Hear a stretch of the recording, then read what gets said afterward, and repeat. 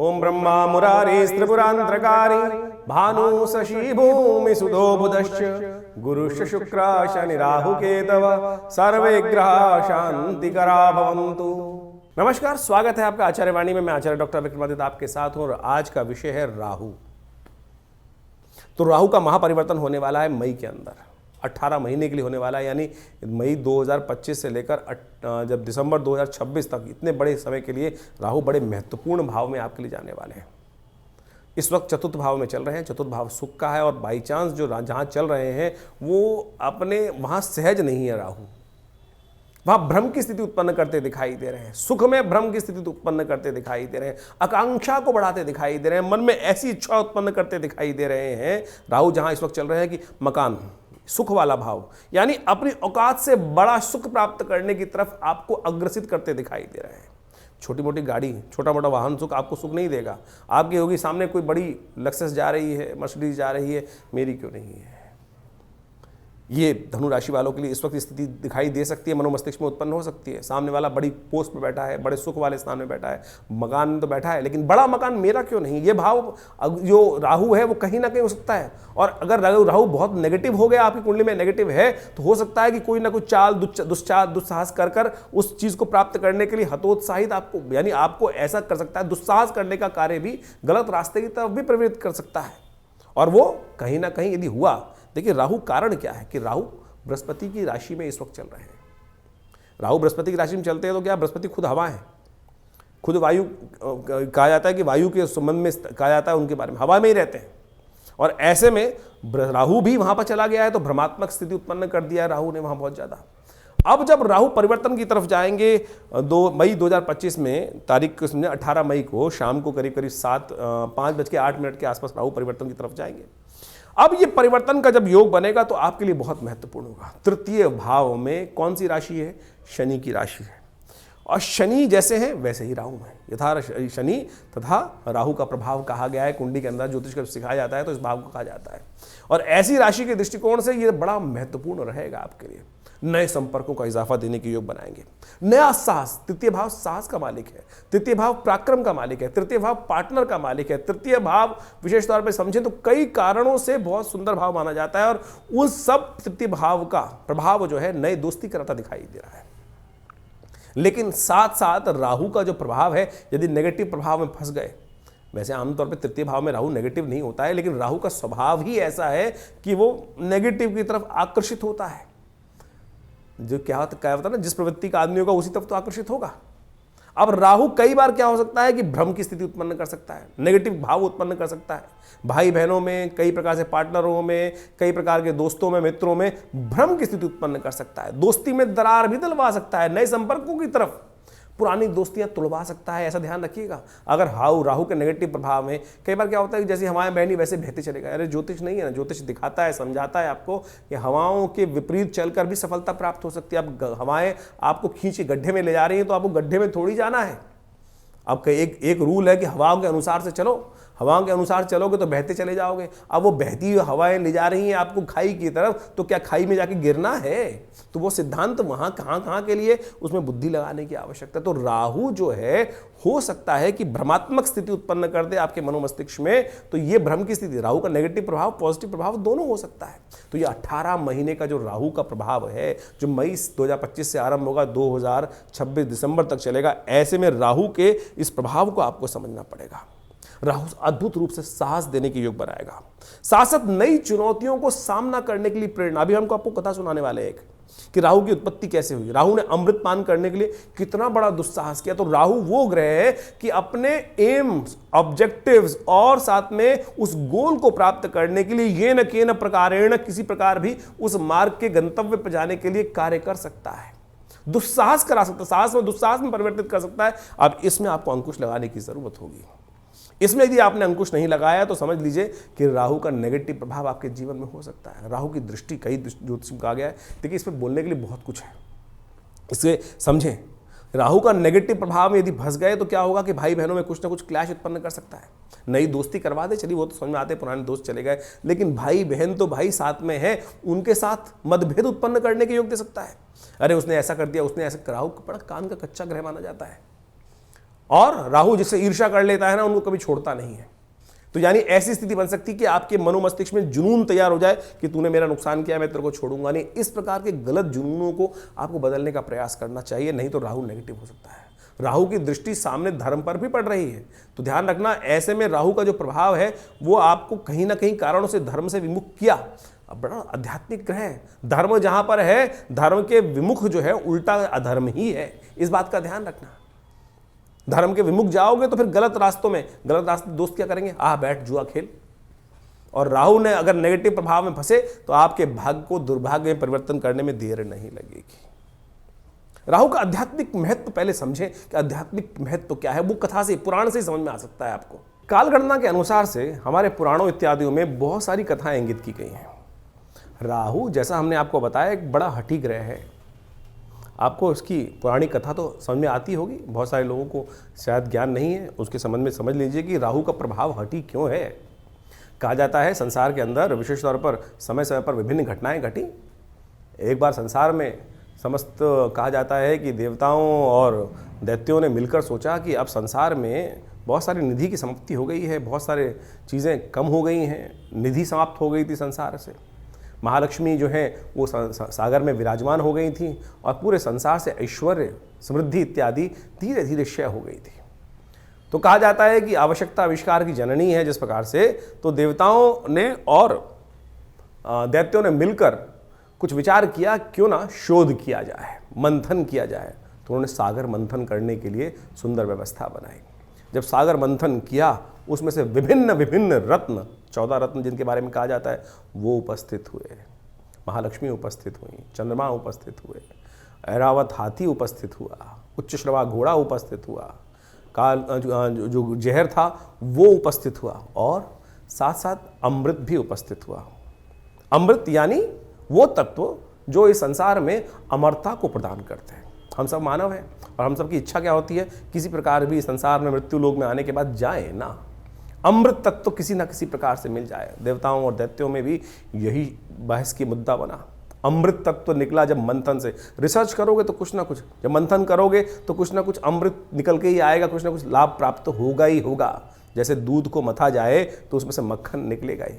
हर एक की इच्छा होती है मक्खन को किसी प्रकार से उपयोग किया जाए, लेकिन जो ग्वाला होता है उसको निकाल कर बेच देता है, पैसा कमा लेता है उससे। उसी प्रकार से जब अमृत निकल कर आया तो अब देवताओं ने और दैत्यों में छीना झपटी शुरू हुई, और उस अमृत को प्राप्त करने के लिए कहा जाता है कि भगवान ने जब छुपा के बहुत दिन रखा गया, उसके बाद भी वो समाप्त नहीं हुआ द्वेष आपस में, तो भगवान नारायण उपस्थित होते हैं बीच में, और भगवान नारायण ने उपस्थित होकर सबको समझाया, देखो मैं बांटता हूँ, सबको इसको बांटने का प्रयास, सुंदर रूप से व्यवस्था बनाई, और मोहनी रूप भगवान ने धरा और कहा। भगवान अब सोचे कि बहुत सारे लोग भ्रांति उत्पन्न कर सकते हैं कि मोहिनी रूप धर के तो एक तरह से छल किया गया। देखिए एक बात समझ लें, जिस बात को प्रतिपादित करना चाहिए, छल नहीं था, सत्य था। इसलिए था कि दैत्यों को अगर आप दे देते, गलत व्यक्ति के हाथ में अगर पावर दे दोगे, इस वक्त विश्व की सबसे बड़ी जो मिसाइलें हैं किसी गलत व्यक्ति के हाथ में आ जाएं तो वो क्या करेगा, विश्व को डरा धमका कर सब कुछ अपना वर्चस्व स्थापित कर लेगा। तो भगवान नारायण ने जो सुंदर व्यवस्था बनाई कि अमृत तत्व का उपयोग दैत्य किस प्रकार से करेंगे, देवता किस प्रकार से करेंगे, वो पहले से ही अच्छे से समझते थे। तो उन्होंने सुंदर व्यवस्था को बनाने का प्रयास किया कि दैत्यों को किसी प्रकार भी अमृत नहीं मिलना चाहिए। उन्होंने देवताओं को और दैत्यों को अलग अलग पंक्ति में बिठाया, और कहा जाता है कि जैसे ही वो अमृत तत्व उनको पिलाते थे, और देवताओं को अमृत पिलाते चले जा रहे थे, और जब अपनी माया से वशीभूत करके दैत्यों को सुरा यानी कुछ साधारण जल जो था वो पिलाते चले जा रहे थे। सबको लग रहा था कि अमृत तत्व प्राप्त हो रहा है, लेकिन भगवान का जो स्वरूप था मोहिनी अवतार में सारे संसार को मोहित कर कर इस प्रकार की व्यवस्था बना रही थी। कहा जाता है एक राक्षस था, शास्त्र में उसकी अनेक अनेक कथाएं हैं, लेकिन हमने जितना अध्ययन किया, स्वर्ण नाम का एक राक्षस था। स्वर्ण नाम का एक राक्षस था, उसने इस छल को देख लिया, पहचान गया भगवान को कि भगवान क्या कर रहे हैं कि देवताओं को अमृत पिला रहे हैं, और जो दानव हैं, दैत्य हैं, उनको अमृत की जगह कुछ और पिलाया जा रहा है, और समझ में किसी को आ नहीं रहा है। तो वो चुपचाप उस पंक्ति से, दैत्यों वाली पंक्ति से निकल कर, कहा जाता है कि देवताओं की पंक्ति में स्वर्ण नाम का राक्षस जो था, दैत्य था, और कहा जाता है वो उत्पन्न ऋषि कश्यप से हुआ था, और सिंहिका नाम की उसकी माता थी, और वो वहाँ कश्यप गोत्र है उसका जो राहु है उसका कश्यप गोत्र माना जाता है। कहा जाता है कि वो वहाँ जाके देवताओं की पंक्ति में बैठ गया और जैसे ही वो बैठा जाकर और भगवान पिलाते पिलाते उसकी बारी आ रही थी, ये छल जो था, ये सांप जो किया इसने, जो स्वर्ण नाम के राक्षस ने देवताओं की पंक्ति में आके बैठने का, ये पहचान लिया किसने? सूर्य ने और चंद्रमा ने। सूर्य और चंद्रमा ने ये सूचना देवराज इंद्र को दी और देवराज इंद्र ने ये सूचना जैसे ही भगवान को दी कि भगवान आप जिसको अमृत पिलाने जा रहे हैं वो देवता नहीं, राक्षस है, दानव है, स्वर्ण नाम का राक्षस है। तो भगवान ने जैसे ही पान करवा रहे थे भगवान उस देवता स्वरूप में बैठे हुए उस राक्षस को, स्वर्ण को, तो उसने जैसे ही पान किया तो भगवान ने जैसे ही उसको मुंह में जा चुका था उसके अमृत जो था, भगवान ने चक्रधारी भगवान ने चक्र चलाकर उसकी गर्दन काट दी। जो मुख था वो राहु बन गया और जो अधोभाग था वो केतु के रूप में उपस्थित हो गया। तो समझे ये स्वभाव कैसा है। अब यहां राहु की उत्पत्ति हो जाती, ये है राहु। राहु की हठता थी, अमृत का पान कर चुका था तो इसलिए अमर हो गया। हमेशा बहुत सारे लोग राहु को मानते नहीं है कि ग्रह है। अरे भाई वो वास्तविक छाया नहीं, वास्तविक सत्य है, हठी है। आपकी राशि में जिस प्रकार का प्रभाव उत्पन्न करेगा आपको समझना चाहिए। ये पुरानी कथाओं को आदि भौतिक आदि दैविक रूप से यदि आप उसको सत्य को समझ लें तो जीवन में उस वास्तविकता को क्या प्रभाव उसका होगा, यहीं से प्रभाव निकल कर आएगा। वो राहु का जो प्रभाव है छल रूप से करके, यानी क्या छला उसने? अपने उस मंतव्य को पूर्ण करने के लिए उस राक्षस योनि से हटकर देवताओं की पंक्ति में जाकर बैठ गया और भगवान तक को, सोचें कितनी बड़ी सुंदर ये कथा क्या समझा रही है कि भगवान तक को, यहां भगवान ने नहीं छला, यहां भगवान तक को छलने के लिए राहु उपस्थित हो गया। तो राहु इस प्रकार का ग्रह है कि जो आपको किसी भी धर्मात्मा व्यक्ति को छल सकता है अपनी हठता को पूर्ण करने के लिए। तो इस भाव को समझें कि राहु क्या प्रभाव आपके जीवन में उत्पन्न कर रहा है। ये हमने जो राहु का ग्रह का प्रभाव आपको बताया ना कि आपकी राशि के अनुसार से आपकी जन्मपत्री में किस भाव में कहां बैठकर किस प्रकार का प्रभाव उत्पन्न करेगा, क्या कराएगा आपके लिए। तो सत्य रूप में इस कथा को हमने इसलिए उपस्थित किया है कि वो आप समझ सकें राहु का प्रभाव नेगेटिव भी होता है, पॉजिटिव भी होता है। हर व्यक्ति के अनुसार से ऐसा नहीं है कि नेगेटिव ही होगा। तो आपकी राशि के अनुसार से जो प्रभाव हमने समझाया है उसके लिए आपको सही रूप से कुछ उपायों की आवश्यकता है। तो धनु राशि वालों, आपने आध्यात्मिक तौर पर जो राहु की कथा शास्त्रों में वर्णित की गई उसको समझ लिया और हमने आपको यह भी समझाया कि राहु का प्रभाव किस प्रकार का होने वाला है। जब आपके लिए 25 मई से परिवर्तन करके राहु आपके तृतीय भाव में आ जाएंगे और वहाँ पर शनि वाले घर में बैठकर क्या खेल खेलेंगे, ये आपको सफलता दिलवाने के लिए, पहचान दिलवाने के लिए अद्भुत कार्य आपके पराक्रम के द्वारा करा सकते हैं और साथ साथ नई चुनौतियों का सामना करने की हिम्मत आपके लिए बहुत अद्भुत प्रकार से दे सकते हैं। आपके संचार, आपकी जो वोकल माध्यम है, जो चीजें हैं, उस संचार को, संदेश को दूसरे तक पहुंचाने के लिए बड़ी कुशलता से, उत्कृष्ट प्रकार से कार्य करने की योग्यता आपके अंदर उत्पन्न कर सकते हैं। लेकिन बस ध्यान रखना है, क्लैश में अच्छे और बुरे की पहचान राहु नहीं कर पाते हैं। ध्यान कर लेना बस, क्योंकि राहु बड़े जिद्दी हैं, अपने लक्ष्य की प्रति प्रेरित होकर किसी प्रकार से किसी के भी कान, हाथ पैर कान काट सकते हैं और कुछ भी कर सकते हैं। अब कितनी देर के लिए, समझे, राहु जो अभी आपको कथा सुनाई हमने, वो ग्रहण करने का राहु सूर्य को ग्रसित करने के लिए छोड़ते ही नहीं है। साल में 2-2, 3-3 बार भी वो ग्रहण लगाने की कोशिश करते हैं, लेकिन कितनी देर लगा पाओगे भाई। इस सिद्धांत को समझो कि जो सूर्य प्रकाश दे रहा है उसको कुछ देर के लिए कलंकित कर सकते हो, बहुत लंबे टाइम के लिए कलंकित नहीं कर सकते। ये भ्रम ज्योतिष के दृष्टिकोण से आप यदि क्लियर कर ले तो आपके विचार ठीक हो सकते हैं। तो धनु राशि वालों, आपके लिए कुछ खास उपाय हम बताने का प्रयास कर रहे हैं। एक बात तो ध्यान रखने का आपको प्रयास करना चाहिए, कभी कभी हो सके तो हाथी को कुछ गन्ना इत्यादि, बाई चांस कभी आ जाए, हाथी बाजार में आ जाए, मिल जाए तो गन्ना खिला दीजिए हाथी को, पत्ते खिला दीजिए हाथी को। श्री गणेश की नित्यपति उपासना आपकी राशि के दृष्टिकोण से सबसे श्रेष्ठ हमें दिखाई देती है। ओम गौम गंगणाधिपतये नमः, इस मंत्र का नित्यपति जप हर बुधवार के दिन गणेश जी के मंदिर में जाकर थोड़ी उन्हें दूर्वा अर्पित कर दीजिए। आपकी राशि के दृष्टिकोण से बुद्धि को सही रूप से रिद्धि सिद्धि का देने का उपाय हमारे को अनुसार दिखाई देता है। यदि आप ये कर ले तो बहुत अच्छा आपके लिए योग दे सकता है। इस समय राहु के निमित्त ओम भ्रांग भ्रींग भ्रौंग से राहवे नमः इस मंत्र का जप, हो सके तो शिव परिवार का संपूर्ण रूप से अभिषेक बड़ी श्रद्धा के साथ, कभी कभी जब प्रदोष का योग बन रहा हो, जब यानी जिस महीने में एक बार प्रदोष का योग बनता है, जब प्रदोष बने तो त्रयोदशी और शाम के समय व्याप्त हो तो उस दिन विशेष तौर पर भगवान शंकर के मंदिर में जाकर उनका अभिषेक करने का प्रयास करें। देखिए, आप समझे राहु का जो दिन नहीं, बहुत सारे लोग भ्रांति में फंस जाते हैं कि राहु का उपाय जो है राहु काल से जोड़ देते हैं। राहु काल एक अलग कैलकुलेशन है, वो एक नेगेटिव समय माना जाता है, लेकिन राहु का जो समय है वो है सूर्यास्त के बाद, अंधेरा होने से पहले, जो करीब करीब 2 घड़ी का समय है, 45 मिनट तक के आसपास का समय जो सूर्यास्त के बाद है, वही राहु का काल माना जाता है, राहु का समय माना जाता है। इस समय में प्रदोष काल जो है श्रेष्ठ है। उस समय प्रदोष काल में जाकर यदि ये उपाय आप कर लें तो बहुत सुंदर रूप से आपके लिए कष्ट निवारण करने के योग बन सकते हैं। राहु ग्रह को ठीक करने के लिए शास्त्र में अनेक अनेक उपाय बताए गए हैं। राहु भ्रमकारक ग्रह है, राहु वास्तव में मिथ्यात्मक ग्रह है, राहु बड़ा महत्वाकांक्षी है, और इन सब का प्रभाव राहु पर जब पड़ता है तो उसके लिए ठीक करने के लिए देखिए, सकल पदार्थ हैं जग माही, कर्महीन पुरुष पावत नाही, ये तुलसी बाबा ने बहुत सोच समझ के एक बात लाइन लिखी है। और उन सब उपायों को किस प्रकार से ठीक रूप से किया जाए, अब आपकी राशि के अनुसार से आपने राहु का पूरा प्रभाव समझा, कुछ विशेष उपाय भी किए, लेकिन कुछ जनरल उपाय भी हैं शास्त्र के अनुसार से। कुछ जनरल उपाय इतने बढ़िया रूप से हैं कि यदि राहु ग्रह के दुष्प्रभाव को ठीक करने के लिए, अब क्या है कि जैसे दवाइयाँ होती है, वो एक ही दवाई तो है नहीं कि एक ही दवाई को खाएंगे ठीक कर लेंगे।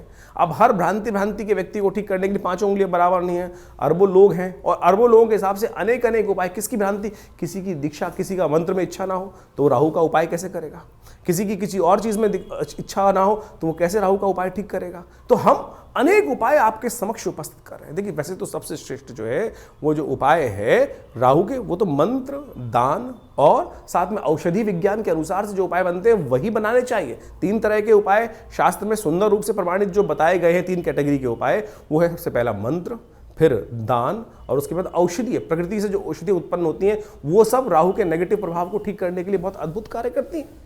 उन सबको सही समय पर सही रूप से कर लिया जाए तो बहुत अच्छे से लाभ मिलता है। सबसे पहले तो ये समझने का प्रयास करना चाहिए कि राहु हमारी कुंडली में नेगेटिव प्रभाव कर रहा है या हमारी कुंडली में पॉजिटिव प्रभाव कर रहा है।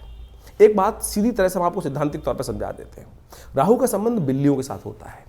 देखिए, यदि आपकी कुंडली में राहु नेगेटिव चल रहा है तो देखिएगा आपके घर के आसपास या तो बिल्लियां रो रही होंगी, बिल्लियां लड़ रही होंगी, रात्रि में बिल्ली के रोने की आवाज़ आती है, बिल्ली के लड़ने की आवाज़ आती है, तो समझ लेना चाहिए आपका राहु का प्रभाव कहीं ना कहीं नेगेटिव चल रहा है। कहीं ना कहीं राहु का प्रभाव आपकी कुंडली में नेगेटिव है। और यदि आप अध्यात्म से विमुख हो रहे हैं, राहु का प्रभाव एक सबसे बड़ा है, राहु ग्रहण कारक ग्रह है। राहु सूर्य को भी ग्रसित कर लेता है, जैसे हमने आपको समझाया। नैसर्गिक दृष्टिकोण से सबसे ताकतवर ग्रह माना जाता है राहु ग्रह। कोई उसके आगे चलता नहीं है किसी का बस। यानी सबसे ज्यादा प्रभाव क्या होता है, सूर्य का ग्रह का प्रभाव होता है। सूर्य किसी हर ग्रह को अस्त कर सकते हैं, लेकिन राहु जिसको छायात्मक ग्रह रूप में माना जाता है, कई लोग तो मानते भी नहीं है। बहुत सारे लोग ये भ्रांति उत्पन्न करते हैं राहु ग्रह थोड़ी है, छाया है वो तो। अरे भैया, राहु का प्रभाव नैसर्गिक दृष्टिकोण से यदि आप पढ़ोगे, ज्योतिष की गणनाएं सीखोगे, तो सबसे ज्यादा नैसर्गिक दृष्टिकोण से बलशाली ग्रह जो है वो राहु ही माना जाता है। और कहा जाता है, जिस प्रकार समझें कि राहु सूर्य को भी ग्रसित कर लेता है। अभी हमने आपकी समझ जो कथा उपस्थित करी, सूर्य राहु, जो राहु है वो सूर्य और चंद्र, क्योंकि उनकी आपस में परम शत्रुता है। राहु के 3 शत्रु माने जाते हैं वैसे तो। जी हाँ, राहु के 3 शत्रु माने जाते हैं, सूर्य, चंद्र और केतु भी, क्योंकि बिल्कुल उल्टा प्रभाव है। राहु के बिल्कुल स्वभाव से उल्टा प्रभाव है केतु के। हम कभी गणना करेंगे, बताएंगे आपको। लेकिन इस वक्त समझे कि जब राहु जो है सूर्य को ग्रसित कर लेता है, ग्रहण लगा देता है। जो सूर्य सबको अस्त करता है उसको अस्त कर देता है, फिर चंद्र ग्रहण लगा देता है, तो सबसे ज्यादा बलशाली ग्रह माना जाता है। तो इसका प्रभाव बिल्कुल अवश्य होता है हर व्यक्ति के ऊपर। तो इसके प्रभाव को ऐसा हल्का नहीं समझना चाहिए। तो इस प्रकार से बहुत सारे उपाय शास्त्र में वर्णित हैं, उनको हम आपके समक्ष रखने का प्रयास करते हैं। उनमें से अनेक उपाय शास्त्र के अनुसार से कर सकते हैं। अब ये बात समझे कि जो किस प्रकार से कब किया जाए उपाय। देखिए, हर ग्रह का समय है, हर ग्रह की एक दिन माना जाता है। जैसे सूर्य का सूर्यवार संडे है, सूर्य रविवार उसको बोला जाता है, चंद्रमा का सोमवार है, मंगल का मंगलवार है। इसी प्रकार से अब राहु और केतु का कोई ग्रह तो है नहीं, कोई समय तो है, कोई दिन तो है नहीं। लेकिन राहु का जो समय है वो है प्रदोष काल, सायंकाल जो प्रदोष काल है। सूर्य अस्त जब हो जाते हैं, अंधेरा नहीं होता है, जो वो करीब करीब 2 घड़ी का आसपास का समय, 45 मिनट के आसपास का समय, वो राहु का वास्तविक समय माना जाता है, जिसको पक्की शाम बोला जाता है। तो ऐसा समय जो है वही प्रदोष काल है। इसलिए संबंध किससे निकला, शिव के साथ संबंध निकला। प्रदोष काल जो है सबसे श्रेष्ठ माना जाता है शिव के लिए, समस्त दोषों से रहित काल माना जाता है। और ऐसे में शिव के की आराधना, समस्त प्रकार के दोष जो है ना, ग्रहों के प्रभाव जो है वो त्रिपुरारी हर सकते हैं। तुलसी बाबा ने कहा है ना कि जो त्रिपुरारी हैं वही हमारे जो जीवन को शुभ कर सकते हैं, समस्त दोषों को हर सकते हैं। त्रिपुरारी भगवान शंकर जो हैं वही समस्त दोषों को हर सकते हैं। तो भगवान शंकर की समस्त प्रकार की आराधनाएं जो हैं वो राहु के नेगेटिव प्रभाव को दूर करती हैं। तो शाम के समय भगवान शिव का सुंदर रूप से अभिषेक करना, दूध से करना, जल से करना, घी से करना, शहद से करना, ओम नमः शिवाय का जप करना, बिल्वपत्र अर्पित करना, रुद्राभिषेक करना। उपयुक्त ब्राह्मणों के द्वारा जब राहु का नेगेटिव प्रभाव चल रहा हो तो क्या कर लें, सबसे पहले रुद्राभिषेक कर लें भगवान का। ये बड़े सुंदर रूप से कार्य कर सकता है। और साथ साथ क्या करें, ओम ओम भ्रांग भ्रींग भ्रौंग, जैसा हमने आपको बताया अभी कुछ देर पहले, ओम भ्रांग भ्रींग भ्रौंग से राहवे नमः, ये राहु का बहुत अच्छा मंत्र है, इसका जप कर लिया कीजिए। एक और राहु का उपाय प्रभाव बताएं, राहु का मंत्र जप जो करें रुद्राक्ष की माला से कर सकते हैं, वो कोई दिक्कत नहीं है, लेकिन बड़े शुद्ध रूप से करें। बड़ा सीधा साधा मंत्र है, ओम भ्रांग भ्रींग भ्रौंग से राहवे नमः। एक काम और कर सकते हैं, जो पूजा वाले नारियल होते हैं ना, जब राहु का नेगेटिव प्रभाव किसी प्रकार भी ठीक ना हो रहा हो तो एक काले कपड़े में शनिवार के दिन रात्रि के समय शाम को जब सोएं तो अपने सिराने 4 पूजा वाले नारियल काले कपड़े में लपेट के रख लें और सुबह किसी चलते पानी में उसको प्रवाहित कर दिया करें। ये राहु का बहुत अच्छा नेगेटिव प्रभाव को दूर करने के लिए अद्भुत उपाय है। और साथ साथ एक उपाय और हम बताने का प्रयास करें, मां दुर्गा की सुंदर आराधना भी राहु के नेगेटिव प्रभाव को ठीक करती है। एक बात और समझ लें, किसी प्रकार का तामसिक आहार, किसी प्रकार का गलत भावों में जाना, ये राहु के नेगेटिव प्रभाव को और बढ़ा देगा। राहु किसका प्रतीक है, अभी हमने आपको कथा समझाई, राहु जिद का प्रतीक है। अभी आपके मनोभाव में यदि जिद आ रही है तो यानी वो समझ लीजिए राहु नेगेटिव प्रभाव उत्पन्न कर रहा है, इतना हटी कि जाकर भगवान के उस छल को पहचानने के बाद उस भी अपनी हटता पे अड़ा रहा। देखिए सामने किससे लड़ने जा रहा था, एक साधारण राक्षस भगवान नारायण से लड़ने के लिए उपस्थित हो गया और उनके विमुख जाकर यानी अपनी हटता, अपने मंतव्य को पूर्ण करने के लिए इतना हटी राहु ग्रह है कि जाकर वहां बैठ जाता है। उसको पता था मेरा क्षय होना निश्चित है, लेकिन फिर भी दाव खेल जाता है। तो ऐसा हटी राहु ग्रह है, उसको ठीक करने के लिए गोमेद रत्न बड़ा अच्छा है। 8 रत्ती का गोमेद आप धारण कर सकते हैं, लेकिन शुद्ध रूप से मिल जाए। तो आज की तारीख में तो रत्नों का ऐसा हिसाब किताब हो गया है कि वो लैब में बनाकर लोग बेच देते हैं, फिर वो कल्चर्ड है तो क्या उत्पन्न करेंगे। इसके साथ साथ आप राहु का जो प्रभाव है वो भी उसको ठीक करने के लिए कार्य कर सकते हैं। आप एक काम कर सकते हैं, कोयला लेकर यदि शाम के समय चलते पानी में उसको प्रवाहित कर दीजिए, कभी कभी ये उपाय कर लिया कीजिए। मूली का दान करना भी राहु के लिए बड़ा अच्छा उपाय माना जाता है। एक उपाय और बताया आपको हम, बड़ा सुंदर उपाय है। देखिए राहु जो प्रभाव है ना, वो भ्रम का प्रभाव है। भ्रम छायाकारक ग्रह है। राहु के उपाय को, राहु के नेगेटिव प्रभाव को ठीक करने के लिए काम कर सकते हैं आप नित्य प्रति। देखिए हमने जैसे कहा कि औषधि जो विज्ञान है वो बड़ा सुंदर है। अपने घर में गूगल की धूम्र उपस्थित किया करें। शाम के समय अवश्य काम करें कि एक कोयले का जो या लकड़ी का बना लीजिए कोयला, उसके अंदर हवन इत्यादि की सामग्री डालकर उस जो लकड़ी का कंडा है उसको रख लीजिए, या गोबर का जो विशेष तौर पर जो उपला बनाया जाता है उसमें आग लगाने के बाद उसके ऊपर थोड़ी सी गूगल अष्टगंध के अंदर आती है गूगल, एक पेड़ का गोंद होता है गूगल के पेड़ का, उसको डाल दिया जाए। ये बड़ा सुंदर प्रभाव है। राहु के नेगेटिव प्रभाव को धूम्र उपस्थित कर आप राहु के नेगेटिव प्रभाव को ठीक कर सकते हैं। राहु के विभिन्न कोण हैं।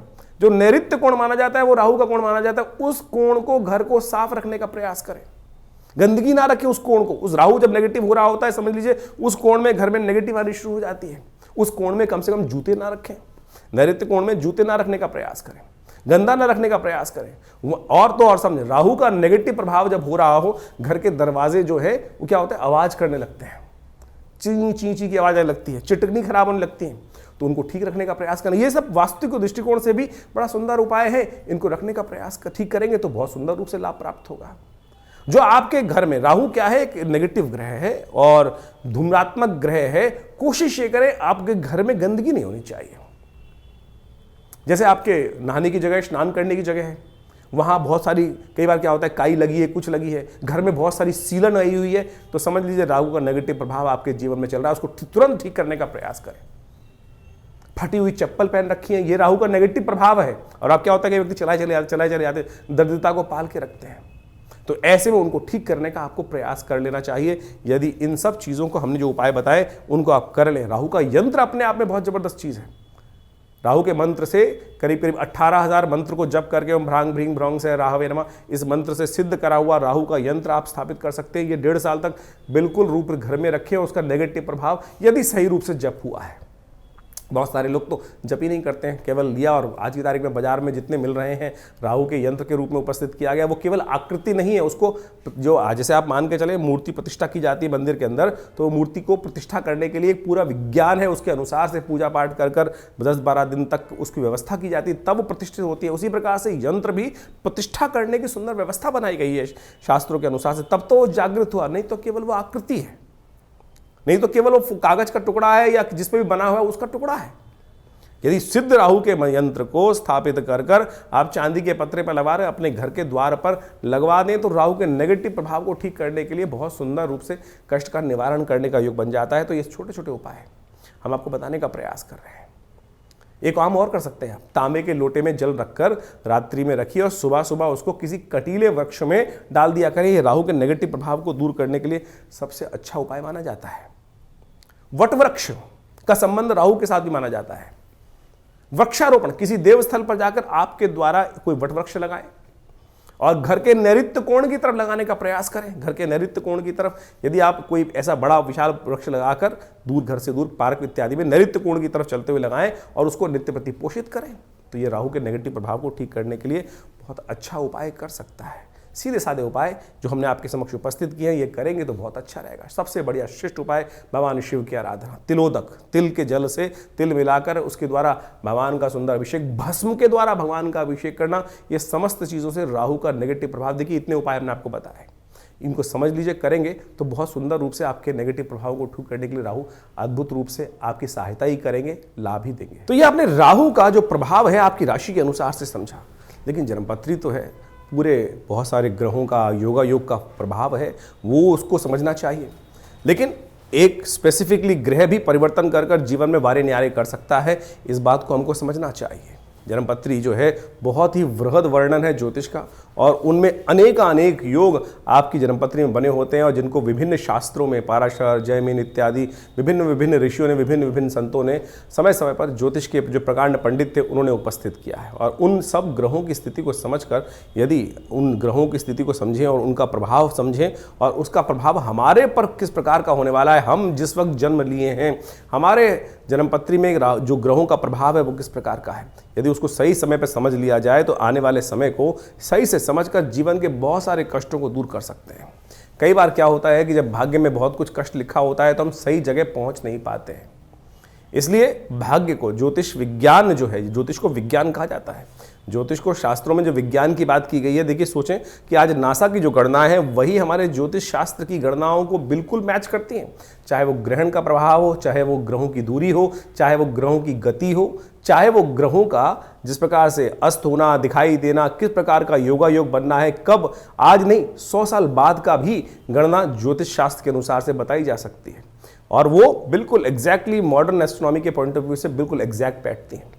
तो आप इस बात को सत्य रूप में समझ लें कि ज्योतिष के प्रकांड पंडित जिन्होंने इस संपूर्ण ज्योतिष विज्ञान की संरचना अनादिकाल से करी, अनादिकाल से, कोई इसको गणना की जाए कि 100 साल, 500 साल पहले, 1000 साल पहले या 2000 साल पहले, नहीं, अनादिकाल से भारत के अंदर वेद विज्ञान के अनुसार से जो सृष्टि संवत लिखा गया है वो करोड़ों में है, और उसके अनुसार समझ सकते हैं कि हमारी काल गणना बिल्कुल एग्जैक्ट कहाँ से रही। हम विकसित थे, विकसितता की तरफ चलते चले जा रहे हैं, और ज्योतिष की महत्ता इसी बात से प्रपूरित हो जाती है कि ज्योतिष की जो गणनाएं हैं वो बिल्कुल आज मॉडर्न साइंस के अनुसार से एग्जैक्ट बैठती हैं। तो इस बात को हमें ज्योतिष विज्ञान को समझना चाहिए और ग्रहों की गणना के अनुसार से चीज़ों को समझते हुए कार्य कर लेते हैं। बहुत सारे लोग विडंबनाएं मन में उत्पन्न कर सकते हैं कि सब बकवास है, कुछ नहीं है, क्या नहीं है। ऐसे तो मॉडर्न जो हेल्थ पॉइंट ऑफ व्यू से जो मॉडर्न विज्ञान है उसके अनुसार भी बहुत सारी चीज़ जंजाल बन जाती हैं, और लेकिन जब भाग्य होता है तो सही दिशा, सही डॉक्टर पे व्यक्ति पहुंच जाता है और उसके द्वारा बताए गए निदान को प्राप्त कर आरोग्यता प्राप्त कर लेता है। वही ज्योतिष विज्ञान है कि सही समय पर हमें सही समय की चाल समझ में आ जाए और उसका प्रभाव हमारे जीवन पे किस प्रकार का प्रभाव होने वाला है वो समझ में आ जाए, तो हम जीवन के वारे कष्टों को दूर कर सकते हैं, वारे न्यारे कर सकते हैं। तो इसलिए अपनी ज्वरम पत्री को समय समय पर दिखाते रहना चाहिए। ये जो हम लगातार संवाद आपके समक्ष अपने चैनल के माध्यम से उपस्थित करते रहते हैं, बताते रहते हैं ग्रह गणनाओं के बारे में। अब देखिए यहाँ पर तो राशि के अनुसार ही बताना पड़ेगा, यहाँ तो ग्रहों की चाल के अनुसार ही बताना पड़ेगा। क्यों? क्योंकि अरबों लोग हैं संसार के अंदर, हर एक का भाग्य अलग है।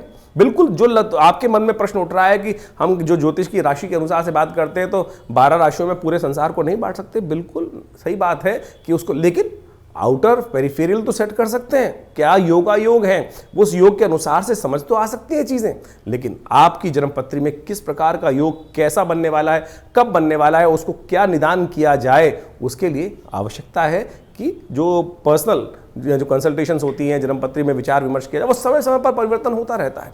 और उसके लिए आप समझें, जानें, और उसके लिए पर्सनली आप आश्रम पे आ भी सकते हैं, संपर्क साध सकते हैं।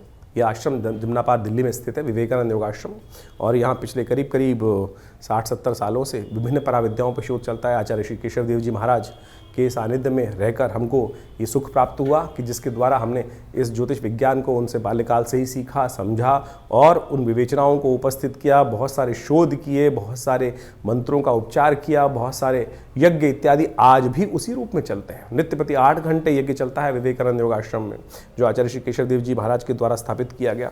आप भी उस यज्ञ में समय समय पर जो कार्यक्रम होते हैं उसमें आके स्थित हो सकते हैं। विभिन्न ग्रहों के उपचार किए जा सकते हैं। विभिन्न ग्रहों की जो समस्याएं हैं उनके निदान जो है ना, वो अनेक रूप से बताए गए हैं। सबसे बढ़िया मंत्र जप, यज्ञ, यंत्र, दान इत्यादि बताए गए हैं। औषधि के अनुसार से बहुत सारे उपाय बताए गए हैं। उन सबको हम समय समय पर आपके समक्ष उपस्थित करते रहते हैं।